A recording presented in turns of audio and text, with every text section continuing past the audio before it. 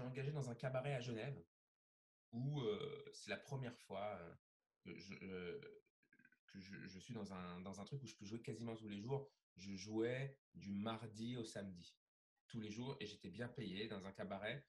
En gros, je jouais entre une effeuilleuse burlesque et un magicien, quoi, tu vois. Tu fais ton stand-up.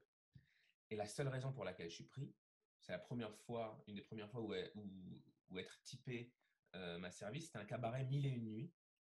Donc, tout le cabaret, c'était autour des Mille et une nuits, et ils voulaient que le stand-upper soit habillé en Aladdin, mon gars. Donc, je fais, bon, bah, c'est compliqué, mais vas-y, on y va. C'était mes premiers trucs, il faut que je gagne ma vie. Je suis habillé en Aladdin, et je fais le truc. Inauguration, il y a le patron du cabaret, machin, et je fais un bide, mon gars, mais je fais un bide, ça marche pas. Je suis en Aladdin, je suis pas à l'aise d'être en Aladdin. Enfin, je suis pas bien dans ce truc-là, tu vois. Il y a un truc qui me déplaît plus profondément, juste que j'ai pas de problème à être Aladdin, mais dans ce contexte-là, il y a plein de choses qui me paraissaient folles et on me demandait de parler juste des rôles. Enfin, c'était un truc très mille et une nuits, mon gars. Et pendant une semaine, donc il se casse le patron, je suis là, première semaine, et je jouais 3 fois. C'est des dîners spectacles, machin, tu joues 3 fois. Et écoute, beaucoup de bides. Beaucoup de bides. Et j'essaie de trouver des techniques différentes, des techniques différentes. Et au bout du 3-4, je rentrais chez moi la nuit, on me vannait. Les mecs dans le public disaient: Oh, t'es pas marrant. Mec, je savais pas quoi dire.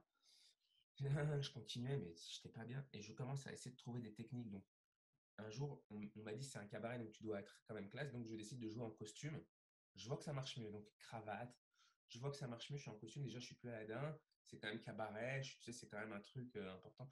Je suis en costume. Il y a encore un truc et je commence à essayer des trucs et je me dis, je vais rentrer de par le public. Tu vois, au lieu de rentrer par la scène, Mhm. je me mélange avec les gens du public, je prends un verre, je m'assois à une table.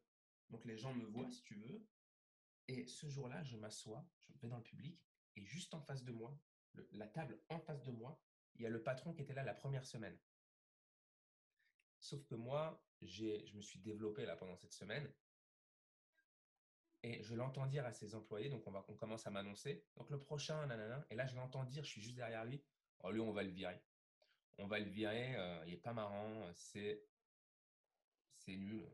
Donc, en gros, il dit à ses employés: Faites pas attention à lui, lui, on va le virer.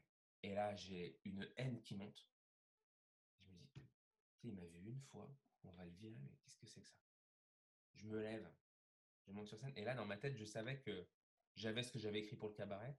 Mais tu sais, on a tous des passages de spectacle où, à ce moment-là, c'était mon hit, quoi. C'est-à-dire que tu maîtrises ce passage, ça fait rire.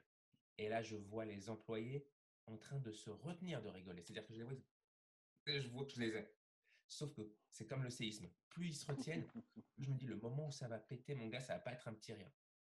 Et là, mon gars, ça éclate de rire. Alors que le patron leur avait dit ça.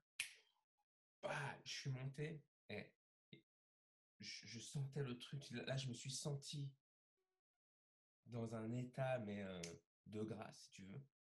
J'ai continué, il m'a plus rien dit. Et à la fin, je suis monté sur cette scène où on m'a imposé du Aladdin et du costume en short. En short.